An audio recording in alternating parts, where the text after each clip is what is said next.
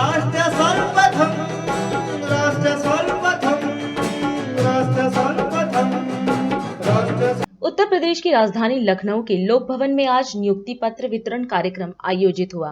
इस कार्यक्रम में प्रदेश के मुख्यमंत्री योगी आदित्यनाथ भी शामिल हुए और यूपी SSSC युवाओं को बड़ी सौगात दी। उत्तर प्रदेश अधीनस्थ सेवा चयन आयोग द्वारा निष्पक्ष एवं पारदर्शी भर्ती प्रक्रिया के अंतर्गत 393 पदों पर युवा चयनित किए गए हैं। इस अवसर पर मुख्यमंत्री योगी आदित्यनाथ ने होम्योपैथिक फार्मासिस्टों को नियुक्ति पत्र वितरित किया।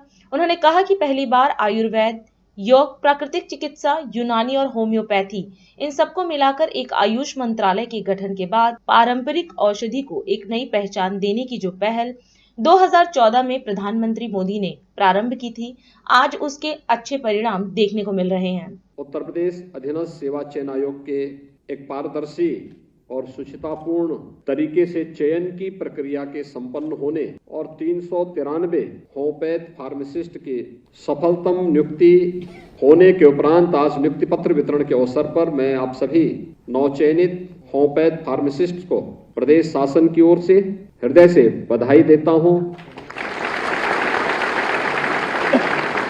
उत्तर प्रदेश अधीनस्थ सेवा चयन आयोग को इस पूरी प्रक्रिया को पारदर्शी तरीके से संपन्न करने के लिए हृदय से धन्यवाद भी देता हूं। हम सब जानते हैं कि ट्रेडिशनल मेडिसिन के क्षेत्र में आज भारत ने एक लंबी छलांग लगाई है। विगत 9.5 वर्ष के अंदर प्रधानमंत्री मोदी जी के नेतृत्व में भारत की यात्रा शानदार तरीके से आगे बढ़ रही है और इस सदी की सबसे बड़ी महामारी इसका उदाहरण भी है। आप याद करिए, आयुर्वेद पहले से ही हमारे जीवन का एक हिस्सा रहा है। योग भारत की परंपरा के साथ प्राचीन काल से जुड़ा रहा है। होम्योपैथ का उपयोग गांवों में किसी न किसी रूप में लोग लेते रहे हैं। देश के कुछ क्षेत्रों में आयुष के बारे में होम्योपैथ की हो, सिद्धा की हो, यूनानी की हो, इन सभी विधाओं के बारे में लोगों के मन में एक जिज्ञासा भी रहती थी। लोग उपलब्धता के अनुसार उसका उपयोग भी करते थे।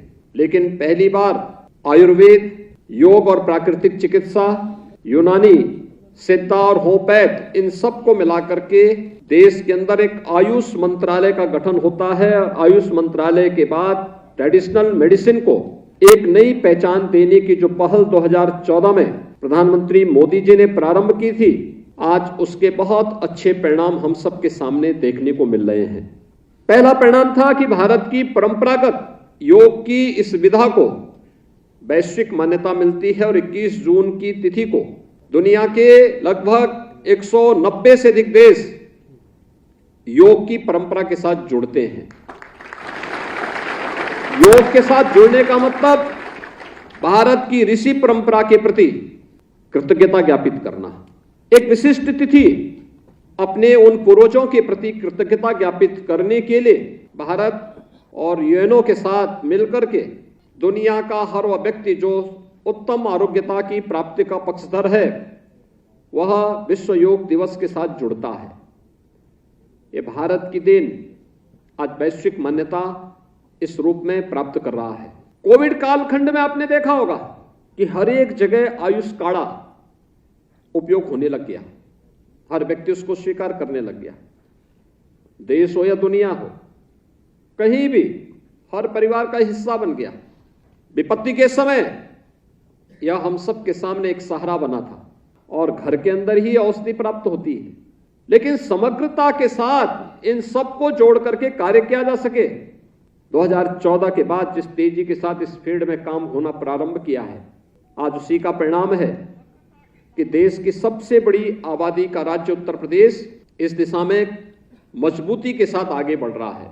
उत्तर प्रदेश में पहली बार आयुष की अलग अलग विधाओं के लिए इसमें डिग्री और डिप्लोमा के कोर्सेज हम भी अपने तरीके से प्रारंभ कर सकें, इसके लिए आयुष विश्वविद्यालय की स्थापना भी उत्तर प्रदेश के अंदर होती है। राष्ट्र